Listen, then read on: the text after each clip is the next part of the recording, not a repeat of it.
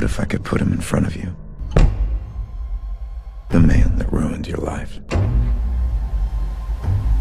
If I could guarantee that you'd get away with it, would you kill him?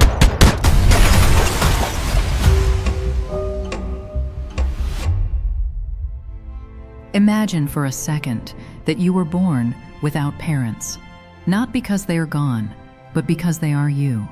Imagine looking into the eyes of the person you love most in the world, only to realize you're looking into a mirror. You are your own mother. You are your own father. You are the beginning, the middle, and the tragic end of your own family tree. It sounds like an impossible riddle, but in the world of predestination, it's a cold, hard reality. Today, we're breaking down a film that takes the concept of a closed loop to its absolute extreme.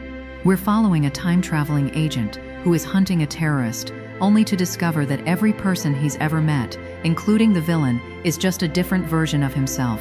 Buckle up, because we're about to chase a snake that's already halfway through eating its own tail. Let's recap Predestination. Our story begins with an agent dressed in a coat and hat. He's walking through a quiet hallway, carrying 2 briefcases. He heads down a hidden staircase beneath a building, where he finds a ticking time bomb. This isn't a normal agent. He opens his briefcase, which is actually a high-tech gadget used to contain explosions. As he carefully tries to disarm the bomb, he realizes he isn't alone. Another man is there.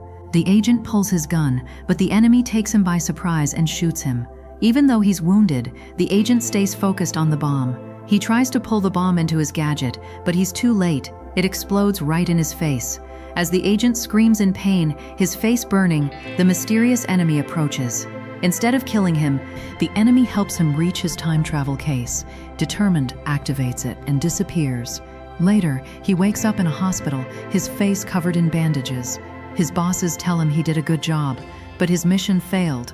They tell him to focus on his final mission, catching the Fizzle bomber, a criminal planning a massive attack on New York in 1975.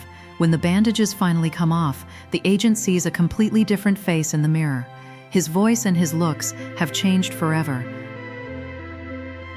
7 years later, the agent is fully healed. He's now undercover as a bartender in a quiet city bar. He's waiting for someone. Eventually, a man in a hat and coat walks in and orders a drink. They start talking about the Fizzle bomber, but the conversation quickly gets personal. The customer reveals he is a writer for confession magazines, using the pen name The Unmarried Mother. The bartender is curious how a man can write so well from a woman's perspective. The writer then drops a bombshell. He wasn't always a man. He was born a girl. To explain how this happened, he begins to tell his life story. It all started in 1945. He was a baby girl named Jane, abandoned at an orphanage. Growing up, Jane was different. She was smarter, stronger, and faster than the other girls. She loved math and science and dreamed of space. But because she was so different, no one wanted to adopt her. She felt like an outsider, so she focused on learning how to fight and defend herself. As a young woman, Jane was recruited by Mr. Robertson for a secret government program called Space Corp. They wanted women with incredible physical and mental skills. Jane was the best in the group. She passed every test with flying colors. However, during a medical exam, something was discovered in her body. The doctors told Robertson that she was disqualified, but they didn't tell Jane why. She was forced to leave the program and work as a house helper, feeling like her life was over. One rainy night, Jane bumped into a handsome man. They shared a quote about those who hustle, and Jane felt an instant connection. For the first time, she was truly happy. They had a brief, intense romance. But one day, the man told her to wait on a bench and promised to return. He never did. Soon after, Mr. Robertson visited her again. He revealed that Space Corp wasn't about space travel. It was a time-traveling agency that fixed wrongdoings. He wanted Jane to join, but there was a problem. Jane was pregnant. The mysterious man had left her with a child.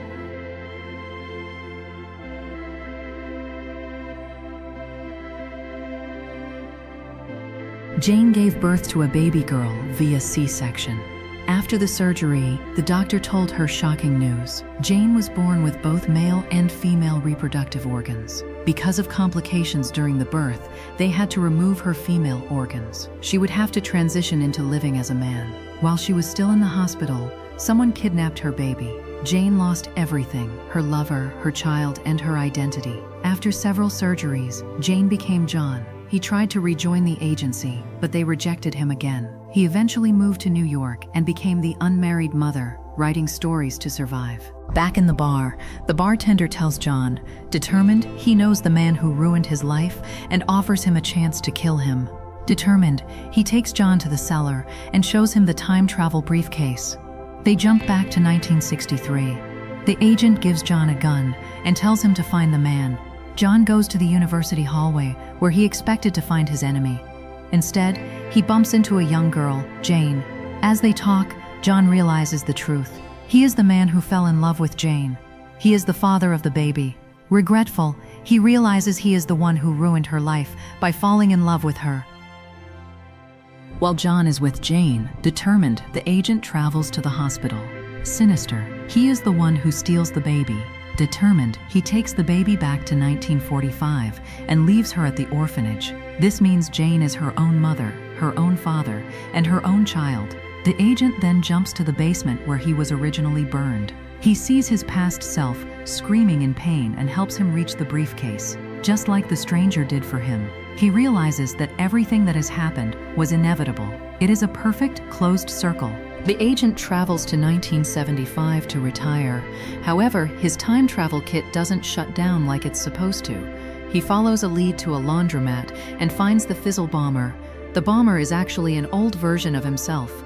The old bomber explains that his crimes actually saved lives by preventing worse things from happening.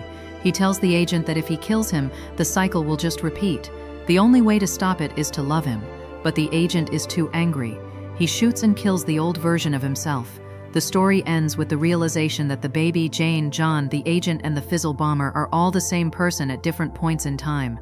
The newly recruited John will eventually become the agent, and the agent will eventually become the bomber. The cycle of predestination continues forever.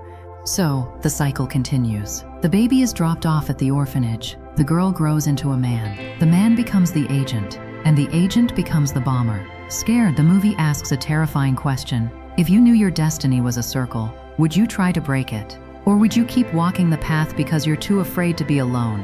Our protagonist chose to stay in the loop, proving that he is the only person he could ever truly love, and the only person who could ever truly destroy him. If this story made your head hurt as much as mine, hit that like button and subscribe to help support the channel. Before you go, leave a comment. If you met a past version of yourself, would you fall in love with them or would you try to stop them? Don't forget to like and subscribe for more brain-melting recaps. I'll see you in the next timeline. Thanks for watching.